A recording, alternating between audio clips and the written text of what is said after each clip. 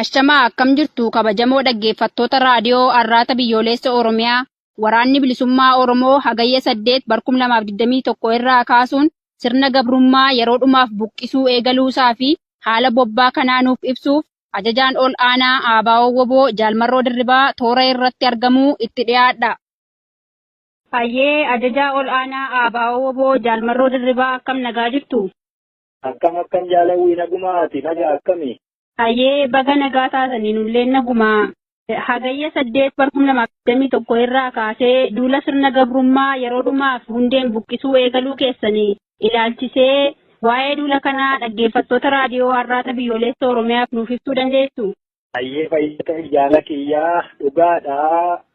Hagayya gaafa bultii 8 bara 2021 irraa kaasee waraanni bilisummaa Oromoo zooniilee hundarra jiru akka waraana bilisummaa Oromootti bobbaa eegaleetu jira. Egaa kanaan duras waraanni bilisummaa Oromoo bobbaamarra jira, lolumarra jira. Kamiila nagaa ka adda taasisu waltakkaa yeroo tokko gabrummaa hundee buqqisnee xumura itti gochuu rakkoo dararaa Oromoon keessa jiru yeroo xumuraaf guduunfuuf kan jedhuuni zooniin hundiyyuu bakka jirurraatii bobbaa wal fakkaataa gaggeessuutti kan jiru. Bobbaan kallattii sadii ka adeemaa jiru. Bobbaan kallattii Finfinneetii zoonii giddu galeessaa dabalatee hanga lixaatti jiru duula bobbaa Jaallaggasaa wajiiti. Akkasumas kallattii Finfinneerraa zoonii kibba bahaa hanga kibbaa dabalatee ka adeemu immoo bobbaa duulaa Nadhii Gammadaa fi Elemoo Qilxuubii akkasuma ammoo Finfinneerraa gara kaabaa kan isee Walloo dabalatee jechuu bobbaa Hasan Ahmeeti jechuu adeemu jiru.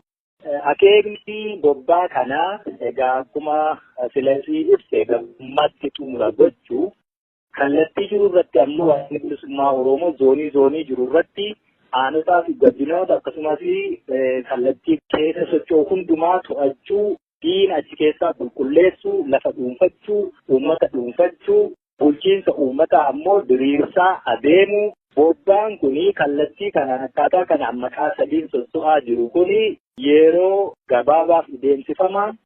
Yerootii booddee ammoo akka waliigalaatti akka zooniitti osoo hin taane waraanni bilisummaa Oromoo waliigalaanii duula gaggeessutu jira. Duulli sun immoo yeroo magga'u fi maqaa tokkicha duulli sun ittiin gaggeeffamu miidiyaa fi kan ibsamu ta'a.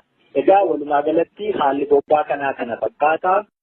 Hagayya 8 dilbata irraa kaasee duula kanatu jira. Waraanni bilisummaa Oromoo bakka jiru hundumaarraa harcaa diinaa qulqulleessaa lafa isaa dhuunfachaa godinoota Oromiyaa bilisa baasaa tarkaanfachuu eegaleera. Milkii qabna, injifannoos qabna.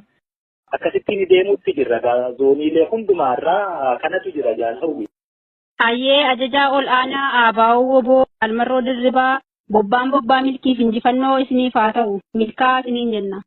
Hayyee isinis jaallanii bakkuma geessanii jajjabaadhaa ammoo uummata Oromoo ka bakka hundumaa jiruyyuu waa dhaammachuu fedha. Uummanni Oromoo akka sirni dhablummaan biyya keessatti hin dagaagne naannoo jiru hundumaarratti wal tiksuu, of tiksuu, naannoo isaa qabeenya isaa tikfachuu akka qabu. Bakka diinni irraa buqqa'etti waraanni bilisummaa Oromoo tarkaanfatee yeroo fuulduratti darbu uummanni wal ijaaree wal ta'ee naannoo isaa tikfachuu bulchiinsa mataasaa tolfachuudha qaba. Kan yeroo sirni dhablummaan akka hin dagaagne kan dhaammachuu barbaada. Uummata Oromoo bakka hundumaa jirutti iyyuu saamichi hanni akka hin babal'anne, waldhabdeen akka hin babal'anne haalli akkasii sochiin jiru keessatti namni gaa afaan Amaaraan kan jettu tokko jira. Warri Amaaraa girri laleebaa himmachaa jechuun akkasuma hin taane uummati naannoo isaa waloo isaa wal to'atee socho'uudha qaba.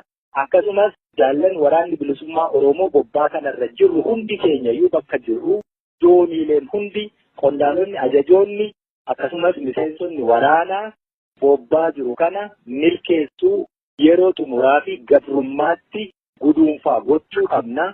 Hamileen lolachuu qabna. Irra aanutu nurra jira. Kanaaf iyyuu bakka deemamu hundumaatti, bakka lollee diina buqqisnu hundumaatti uummanni akkaataatti bulchiinsa mataasaa tolfatu caasifama tolfaa fi deemuutu nurra jiraata. Sirna dhablummaa to'achaa deemuutu nurra jiraata. haasaalee uummataa tuttuuti nurra jiraata. Haasaalee uummata tajaajilanii ka mootummaa hin ta'iin fiichillee mootummaa ka ta'u biyya ka ta'u warruma kana waan ta'eef isaan kanaaf eeggannoon taasifamuu qaba. Waraanni bilisummaa Oromoo kana dhaammatee fuulduratti deemuutu itti jira. Egaa uummanni Oromoo immoo beeka qabsoo kana bara dheeraa keessatti hirmaatu jira ammas itti jira. Yeroo xumuraa ofirraa immoo guduunfachuu fi jabaatee waraana bilisummaa Oromoo bira dhaabbatee waan danda'u hundaan itti of kitine qaanii gabrummaa bara dheeraa keessa turte kana keessa akka of baasu ofumaanillee dhaammachuufidha.